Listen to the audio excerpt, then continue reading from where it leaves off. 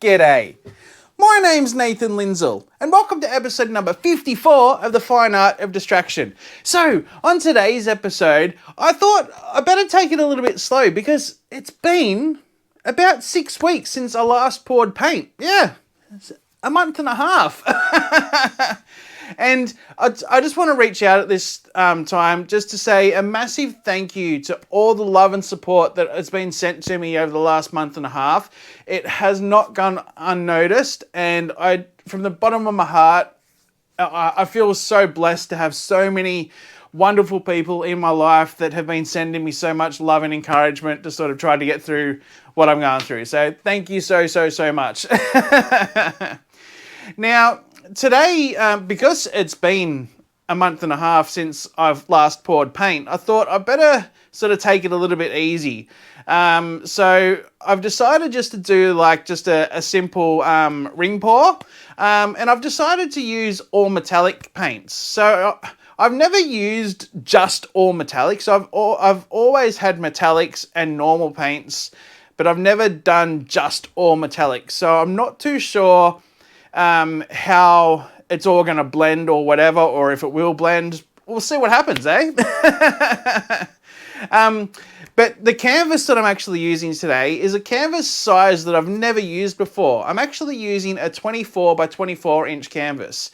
Now, my local store that I sort of buy all my canvases from, they always have sales, and I noticed that their 24 by 24 inch was the actual same sale price as the 20 by 20s. And I'm like, well, my motto is go big or go home. So I might as well snap up 4 of those. So I did. Which, it's probably a bit silly to go so big after having a month and a half off due to pain. But I don't know. I guess I'm just silly. Also, when this actually airs, it will be Mother's Day in Australia. So I just want to say a special message to my mum. Mum, I love you so much. You have been my absolute rock through my whole life. And yeah, I wouldn't be here, obviously, if it wasn't for you.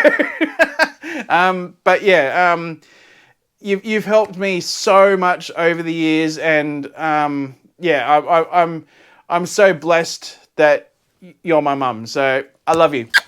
Alrighty, guys. So as I mentioned today, I'm going to be doing a ring pour using all metallic paints. I'm just going to use 5 metallic paints on a 24 by 24 inch canvas. Alright guys, now that I've told you what I'm going to be doing today, let's head over to the table and I'll show you what products I'm going to be using, and then yeah, let's get into it. Thanks guys. Alrighty then, so here's all the products we're going to be using today, and as you can see, I'm actually not using very much at all. I am just using acrylic paints today, so I'm not using any pigments. And the acrylic paints that I'm going to be using is from Global Paints, or Global Colours. And the colours that I'm actually using are metallic black, metallic pearl, metallic blue, metallic gold, and metallic purple. Now, this metallic black just here, it sort of leans more on the metallic silver range than it does metallic black. And I'll show it to you. It's actually a really nice metallic silver. So check out that.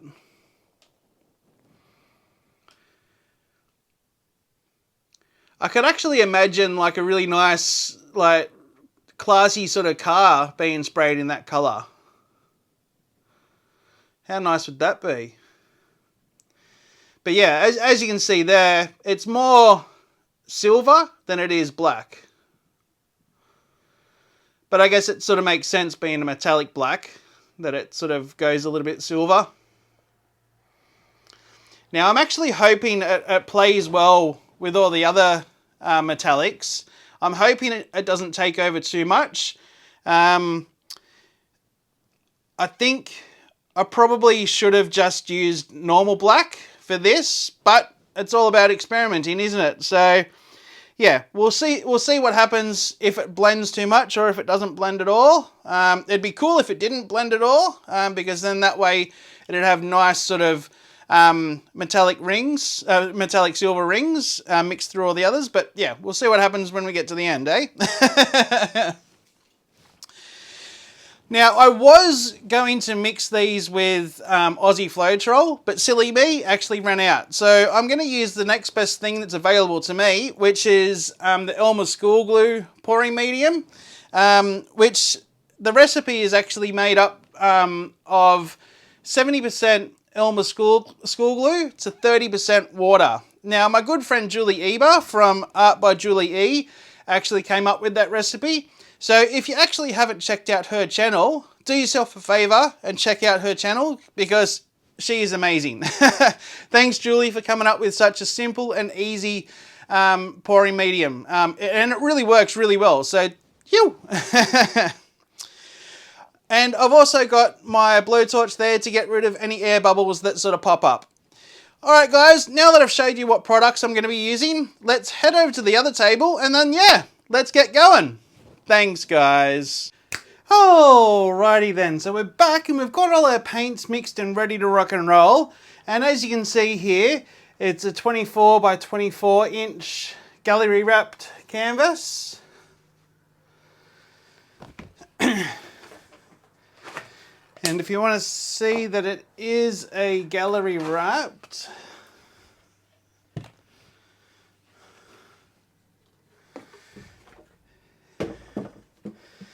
there we go. So that's actually a gallery wrapped compared to just a standard sort of wrapped canvas. The gallery wrapped is actually a lot smoother and it's sort of tucked in, like the canvas is actually tucked in behind the actual paneling, and it just makes for a much tidier backing. And as you can see here, it's El Rado di Polo. Alrighty. Now the beauty about this 24-inch canvas, it actually fits perfectly on my 90-centimeter Lazy Susan. Like, look at that. It's like perfect. Yo beauty. So now that it's actually a perfect fit, I can actually make sure that it's smack bang in the in dead center. So happy with that. Alrighty, so now it's time to start filling up the cup. So what do we want to start with? So you got to remember, the first colour that goes in is the last colour that comes out. And I think I want the blue as the last colour. Alrighty.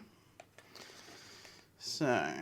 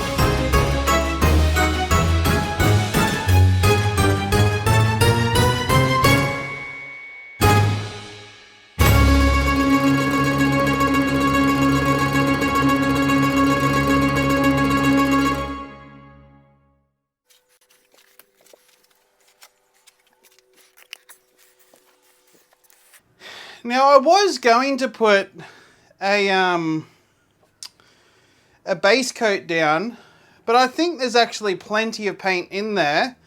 So what's that? That's literally a litre of paint, and I think that's well and truly enough to cover that. So we're not going to need a base coat. Well, hopefully we don't. Alrighty, so let's start pouring, I guess.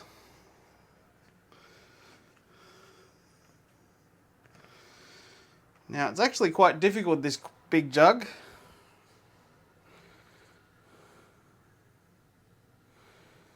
Wish me luck, guys.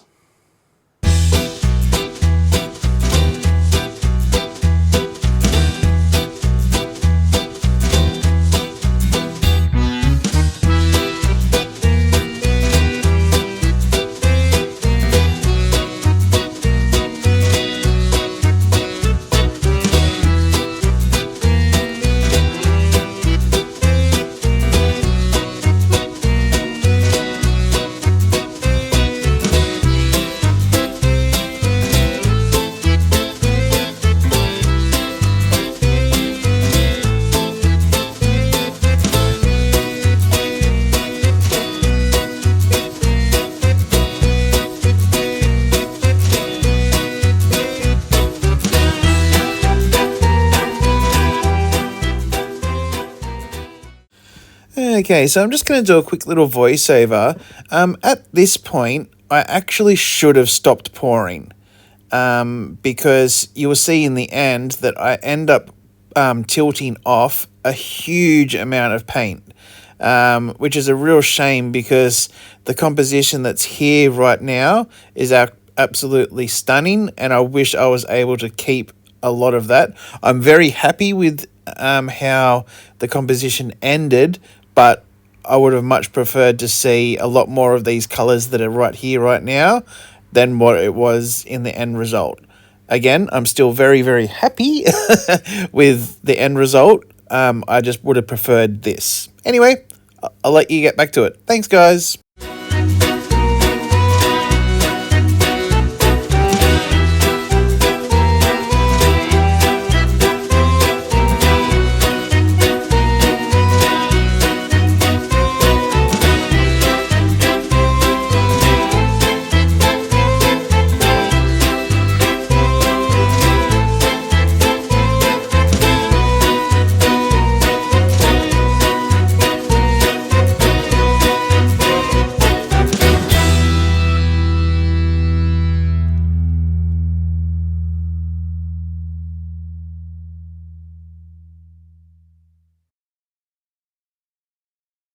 Alright, let's just hit it with the blowtorch.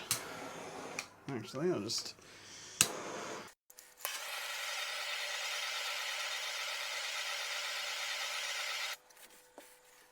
Now, I know I said I won't need any base coat, but I might actually put a flow extender just so I can cover these corners.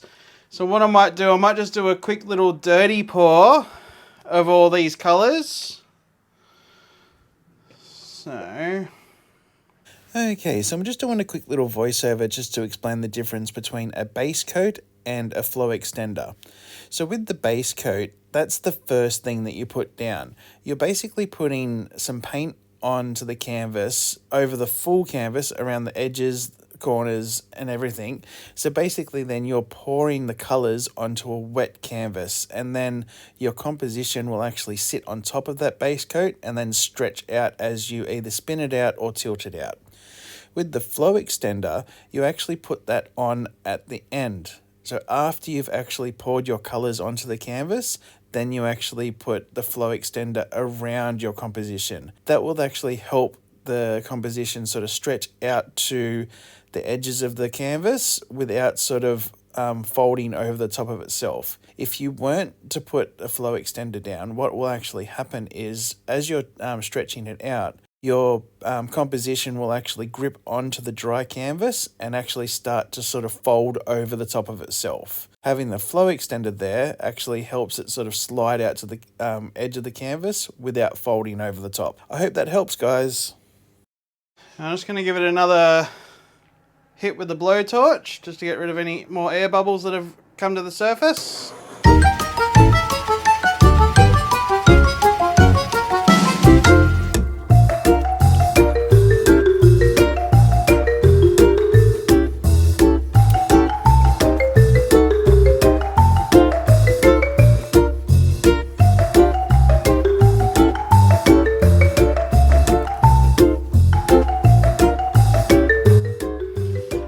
also another reason why it's good to cover the corners, because when I'm actually tilting this out, the paint is going to sort of flow over those corners a lot more freely.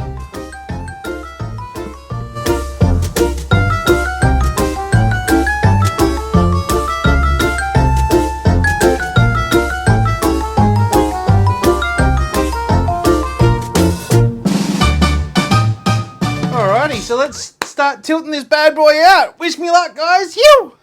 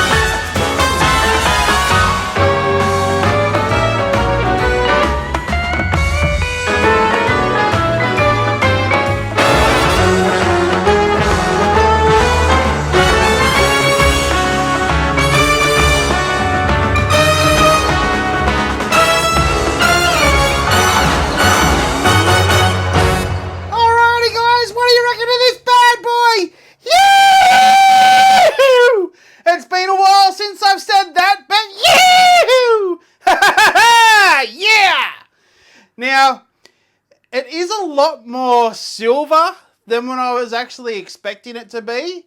But the fact that I've never really done a silver painting before, I actually really, really like this. It's like, it almost looks like a nice slab of like, I don't know, almost like granite, but a lot smoother than granite. But yeah, I love how it's like got all that sort of just that faint sort of blue and the yellow up there. But I think the metallic black and also the pearl white, I think it was pearl white. Let me just double check. Metallic pearl. Okay, so the metallic pearl and the metallic black, I think they mixed too much and they actually formed a really, really, really nice silver, as you can see here. But I actually really like this composition. I do wish that the metallic black was a lot more defined, but I think I should have used just regular black to get that sort of look. So yeah, the fact that I used all metallics, they all sort of combined and created quite a nice silver. So yeah! And look at these hands! Yee-hoo! You know I've done something good when my hands look like this! Yoo! Alrighty guys, what we gotta do before we go, we gotta wipe our bottom. Because we don't want to be walking around with a dirty bottom, do we? No, we don't. But the main reason why we wipe our bottom of our canvas is basically to stop the paint from pulling across over the top of the canvas. Because if I wasn't to do this, like if I just left all that sort of paint on the bottom of the canvas, what's actually going to happen is overnight, that's going to like get more weight because more of the paint is actually going to sort of start flowing towards that way, and it's going to start pulling it all the way off. And then when I wake up in the morning, the composition that's there at the moment will be completely different.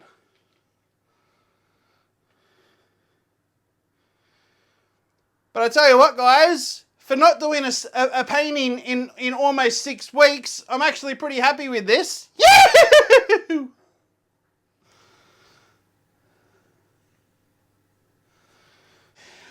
Alrighty guys, I just want to take this opportunity to say thank you all so much for joining me on this episode. It has been a very, very long time since I've actually done a painting, so I do appreciate all of the messages that everyone's been sending me, all the sort of, I hope you're doing okay and get better soon and all that sort of jazz. So it really does mean the world to me that so many of you guys reach out to me. Alrighty, so if you like what you saw here today, do us a favour and hit that like button. Give us a thumbs up. But I'm not forcing you to do it. That's if you want to do it. If you don't want to give me a thumbs up, that's fine as well. And if you're not yet subscribed and you feel like subscribing to my channel, please hit the subscribe button, then hit the little dark bell. That'll actually indicate when I upload new videos. And if you think any of your friends or family might like to see how I created this, please forward it on to them. I'd love for them to have a look at it as well. Alright guys, one more time, thank you so much for joining me on this episode. And this is the fine art of distraction.